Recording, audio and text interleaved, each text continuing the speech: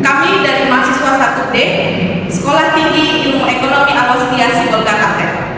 Video ini kami buat bertujuan untuk memenuhi tugas perkuliahan dengan mata kuliah Bahasa Indonesia dengan dosen pengampu Ibu Yusi Tri Utari, SPDMU. Sebelum kami memulai video kami, izinkan kami memperkenalkan diri kami masing-masing. Perkenalkan, nama saya Demersi Andianti Silaban. Nama saya Kristin Paulito Gadea. Nama saya Miftahul Husna. Nama saya Kairuni Salubis. Nama saya Prasasti Rahayu. Nama saya Ilham Majuntan. Baiklah, kami akan memulai video kami. Selamat menyaksikan. Baiklah, kami akan menjelaskan materi kami kali ini yang berjudul Sejarah dan Perkembangan Bahasa Indonesia. Perkembangan bahasa Indonesia itu selalu memiliki keunikan tersendiri. Kosakata asing yang diserap ke dalam bahasa Indonesia bertujuan untuk memperkaya pembendaharaan dan varietas bahasa Indonesia. Jadi, walaupun mengalami beberapa tahapan perkembangan dan tahapan penyerapan, kemurnian bahasa Indonesia tetaplah sama, baik dulu maupun kini. Jadi, adapun perkembangan bahasa Indonesia dapat dikelompokkan menjadi 3 bagian utama yang perlu kita perhatikan. Ketiga bagian itu adalah yang pertama, bahasa Indonesia sebagai bahasa pemersatu. Yang kedua, bahasa Indonesia dijadikan sebagai bahasa resmi negara. Dan yang ketiga, bahasa Indonesia sebagai bahasa. Bahasa merupakan sistem lambang bunyi yang arbiter, digunakan oleh anggota suatu masyarakat untuk bekerja sama, berinteraksi, dan mengidentifikasi diri. Dengan kata lain, bahasa adalah suatu sistem yang dalam praktiknya membantu manusia. Bahasa mempermudah manusia dalam melakukan segala sesuatu hal dalam kehidupan sehari-hari. Bahasa Indonesia juga memiliki fungsi yang sama, yaitu sebagai media yang membantu manusia.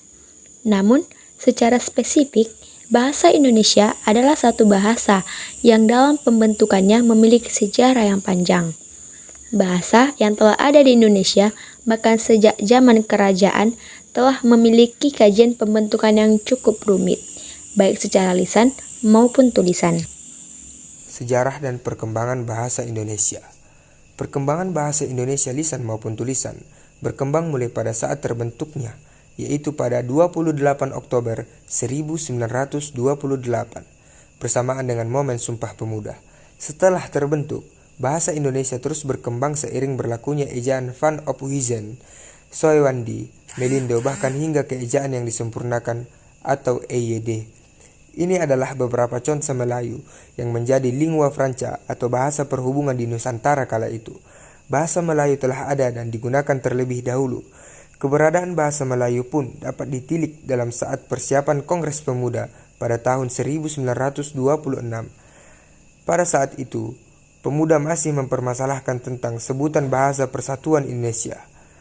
Kemudian, M. Tabrani mengusulkan bahasa Melayu diganti dengan istilah bahasa Indonesia. Dan hal ini pun disetujui bersama pada 2 Mei 1926. Badan Pengembangan dan Pembinaan Bahasa Kementerian Pendidikan, Kebudayaan, Riset, dan Teknologi dalam laman resminya telah mencantumkan bahwa bahasa Melayu telah berada di kawasan Asia dan khususnya Asia Tenggara sejak abad ke-7.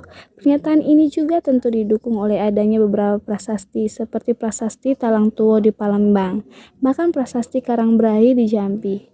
Keberadaan prasasti-prasasti ini telah ada sejak tahun 680-an. Selanjutnya, untuk sejarah perkembangan bahasa Indonesia dapat disoroti melalui zaman Sriwijaya yang menggunakan bahasa Melayu untuk menjadi bahasa pembelajaran kebudayaan dan hingga pada saat penyebaran agama Kristen oleh para pendeta-pendeta dan orang Belanda pada saat masih berada di Indonesia.